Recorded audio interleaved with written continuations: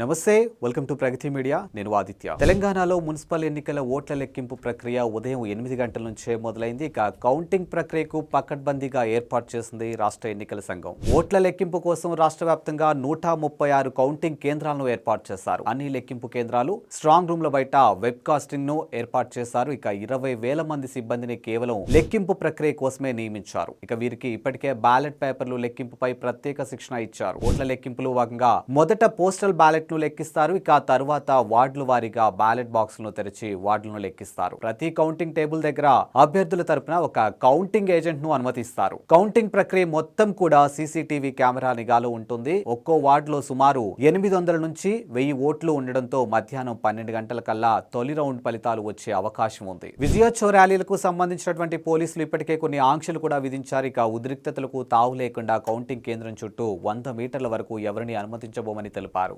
సాయంత్రానికి అన్ని మున్సిపాలిటీలు, కార్పొరేషన్లు పూర్తి ఫలితాలు వెలువడనున్నాయి. ఇక విజయంపై 3 ప్రధాన పార్టీలు కాంగ్రెస్, బీజేపీ, బీఆర్ఎస్ ధీమా వ్యక్తం చేస్తూ ఉన్నాయి. ఇందులో భాగంగా నేడు వైన్ షాపులు కూడా బంద్. ఇక తెలంగాణలో ఓట్ల లెక్కింపు జరుగుతున్నటువంటి 116 మున్సిపాలిటీల్లో 7 కార్పొరేషన్ పరిధిలో వైన్ షాపులు కూడా పూర్తిగా బంద్ కానున్నాయి. ఈ ఎన్నికల్లో ఎక్కువ సీట్లు గెలవాలని 3 ప్రధాన పార్టీలు కాంగ్రెస్, బీఆర్ఎస్, బీజేపీ గట్టిగానే పనిచేశాయి. ఇక చాలా చోట్ల బలమైన అభ్యర్థులను బరిలోకి దింపాయి. ముఖ్య నేతలు పలు చోట్ల ఇన్ఛార్జ్ బాధ్యతలు తీసుకున్నారు. దీంతో బరిలో నిలిచినటువంటి అభ్యర్థులంతా దాదాపు ప్రతి ఒక్క ఓటర్తో కూడా టచ్ లోకి వెళ్లారు. ఇక తమకు ఓటు వేయాలని అభ్యర్థించారు. ఈ కారణంగానే గతంతో పోలిస్తే ఈసారి మరింత ఎక్కువగా పోలింగ్ శాతం కూడా నమోదైనట్లు స్పష్టమవుతుంది. పెరిగిన ఓటింగ్ శాతం తమకే కలిసి వస్తుందని అన్ని పార్టీలు లెక్కలు వేసుకుంటున్నాయి. ఫైనల్ గా అది ఎవరికి అడ్వాంటేజ్ అవుతుందనేది మరికొద్ది గంటల్లో తేలనుంది.